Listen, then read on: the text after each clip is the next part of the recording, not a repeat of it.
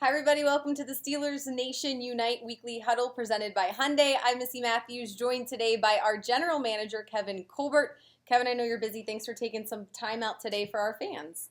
No problem. It's always fun and exciting time after the draft and getting ready for the rookie minicamp and see what we got. All right, yeah, lots of guys in the building today, so it's getting exciting. We're going to get right into your questions. Thanks so much for submitting them.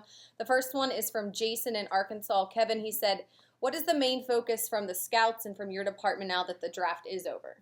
Well, like I said, we have the mini camp this weekend, so we'll be getting a feel for the guys that we just drafted and get an idea about their strengths and weaknesses and what we can do to help them succeed going forward. And after that, we get into our OTAs, which are our organized team activities, toward the end of May, and then we actually start into next year's class by starting our evaluations and having our combine meetings to get us started on that next group. So it's a little bit of a downtime. It's a learning experience for us as we learn about our guys, but then we'll also start the process on the new ones. Never ends, does it?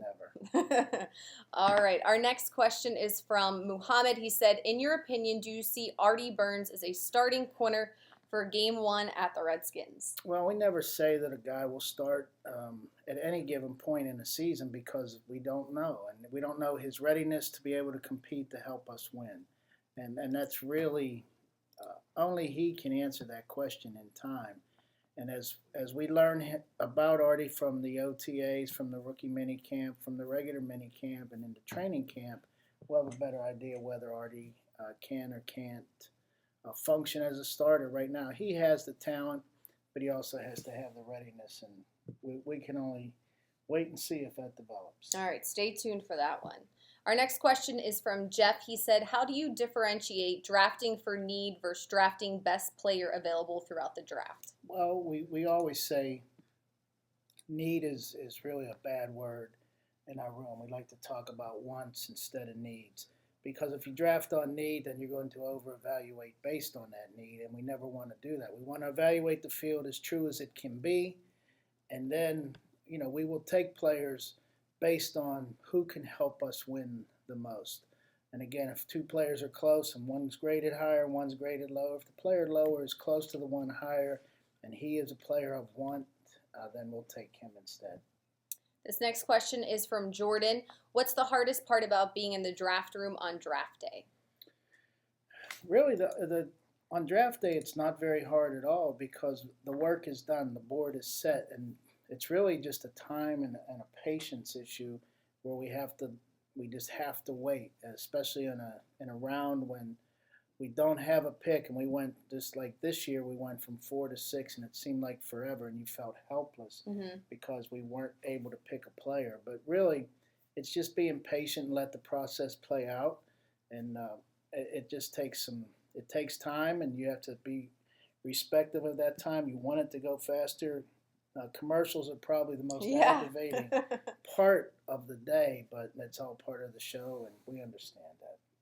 All right, this next question is from Will. He said, are there any plans to draft a rookie quarterback in the near future, to sit behind Ben and learn the system? Well, that's always a dilemma when you have a great player, not only a quarterback, but any great player. I was fortunate enough to be with Barry Sanders for 10 years in Detroit, and it was always, well, when do we draft or start looking for Barry's replacement? And it's really kind of an unpleasant thought to think that you will have to replace a great player, and it's no different with Ben.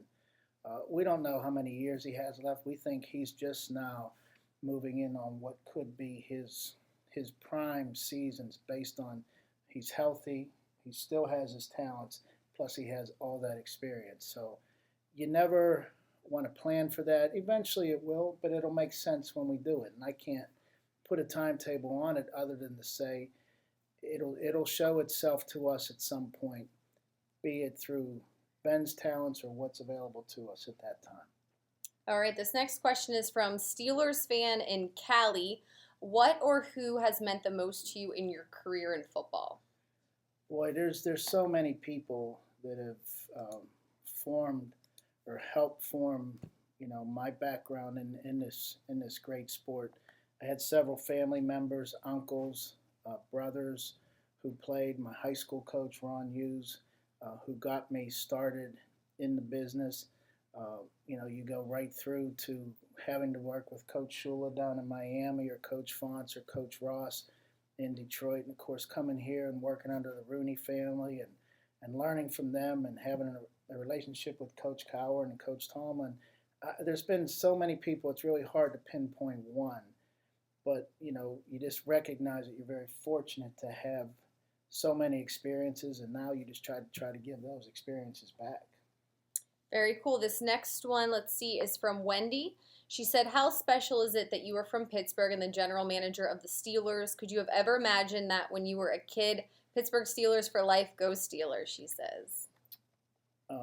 It is special, and it's something that you don't want to say you take it for granted, but it's so unique that sometimes it doesn't seem real. I grew up within a 10-minute walk of Three Rivers Stadium, and back in the 70s you couldn't get tickets, especially a family without a lot of money. So you grew up a fan, but you were a fan watching on TV, watching on radio, so you never thought it was realistic that you could ever work for your hometown team. And then as you move on in your career, again, having spent time in Miami, having spent time in Detroit, and then never really thinking that you'd end up back in Pittsburgh. But when the opportunity arose, it was the best thing for myself and my family, and we were fortunate enough to be able to get the position and to be here for going into our 17th season. So it's special, but it's also surreal, and someday I'll sit back and really understand and appreciate the good fortune I've had to have a career here. This next question is from Zimmy. They say, I assume you have a very trying and stressful job, but what part is the most stressful? Traveling, waiting, etc. It's really not stressful. I mean, because you enjoy it, or we enjoy it so much. When I say we, I say myself, my wife, my family, my kids.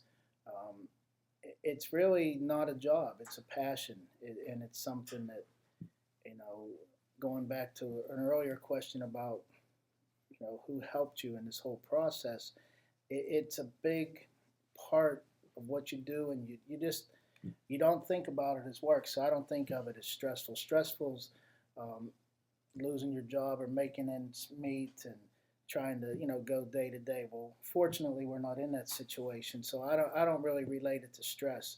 It's very, very enjoyable, and really the most distasteful part of it is probably what's become of air travel these days. It's not the actual flying, it's actually getting on and off an airplane. It's probably the most aggravating.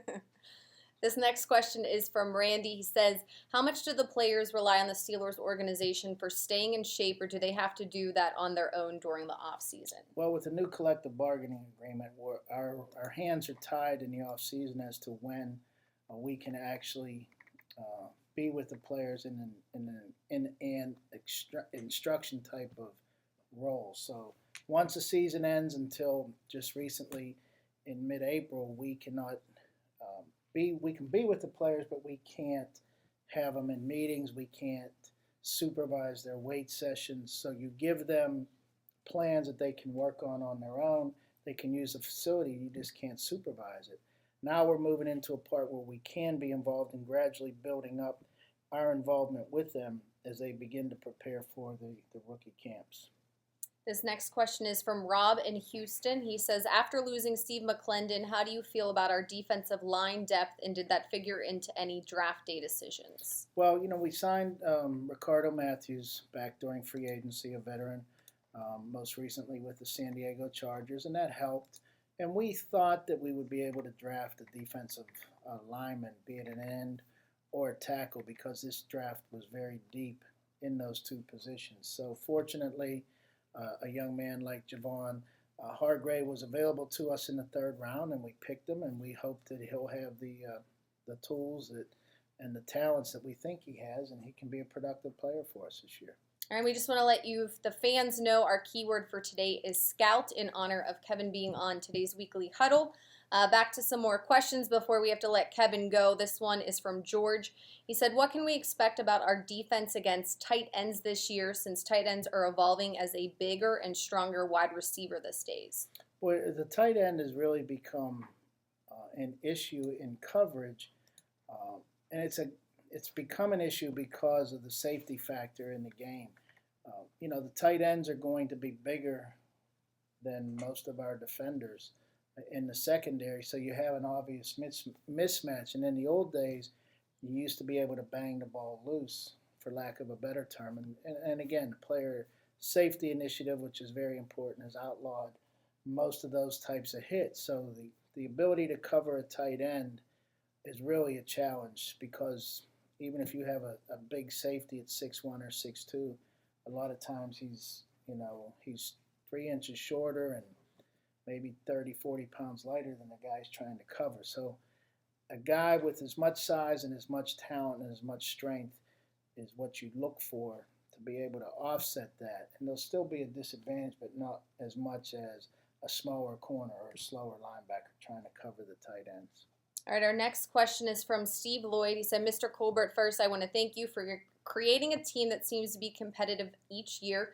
My question is, how much is taken into consideration of the potential player's personality, intelligence, or mental talents in regards to their obvious important physical talents? It's very, very important, and it starts with our conversations with people at the universities where these young men play, and getting an idea about their academic background first and foremost, and how they learn about football and how they can comprehend and go through and process information.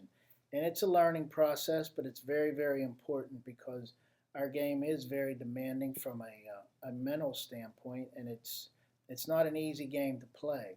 So that is obviously a big part of our evaluation, as is the overall character and, of course, their medical information as well. This one is from Irish Cream 911. They want to know, were you excited to see Darius Green as a free agent this year, especially after showing some interest in drafting him in 2012? Irish Cream 911. I think that one wins the award for the best name. Best name, no doubt. It was, Ladarius was, as we went through the free agency meetings, Heath Miller had yet to retire. But we went through, as we do, we evaluate all the positions and we talk about who may be available. And, Heath informed us right before free agency that he was deciding to retire. So fortunately, a guy like Darius Green was available to us. Once free agency started, it was very important to get a veteran into the mix. Not that we don't think Jesse James can be an eventual guy, or we don't have faith in Matt Spaeth to be able to contribute, but we wanted another veteran guy. And every time we delve into free agency in a big way like we did with Ladarius, we always like to get a guy who's coming off of that first contract, so that there's still some better football waiting us down the road. All right, this one is from Owens Halls 33. He wants to know, how long did you know that Artie was the man? Really didn't know until the actual pick. But, you get a feel for the draft class. You get a feel for what you'll have available to you when you pick. And actually, the night before the draft, I told the scouts that I really think that this is going to be our guy. And, we were going to be very, very happy about that, and we were. We never tried to trade up because we thought it was a deep enough group that we could get a corner where we were picking, and we never wanted to trade down and pick up extra picks because we wanted that player. And really was honed in on that position. So it broke well for us. We think he's a great young player that's only going to get better. All right, we have time for just a few more. This one is from Jeff. He said, hello, Mr. Colbert. When signing an undrafted free agent, is the player paid after signing, or how is a typical undrafted free agent contract done? Every contract, I shouldn't say every contract, but every contract has the availability for a signing bonus. And most of the undrafted free agents do get some type of signing bonus, and they'll receive that money upon signing. And then once they make the team, the rest of their contract will kick in. Okay. This is going to be our last one. It is from Brian. He wants to know, what is your most memorable moment in your career, your whole career in general, the best with the Steelers? Thank you for your time, and go Steelers. Well, everybody would think it would be when we won our first Super Bowl or the second Super Bowl. And obviously, they're great moments, but I always harken back to the day we beat Denver to qualify to go to the Super Bowl and be able to play Seattle. It was so hard to get there, and you spend so much time in your career to finally get there. It was just a great feeling, and of course to win it was even more special. But to finally get over that hump and earn the right to be part of a Super Bowl team was really something I'll never forget. All right. Well, thank you guys so much for joining us today. Don't forget the keyword is scout. Thanks to Kevin as well, and we'll let you get back to business. So All right. thanks for joining us on the weekly huddle. We'll see you guys next time.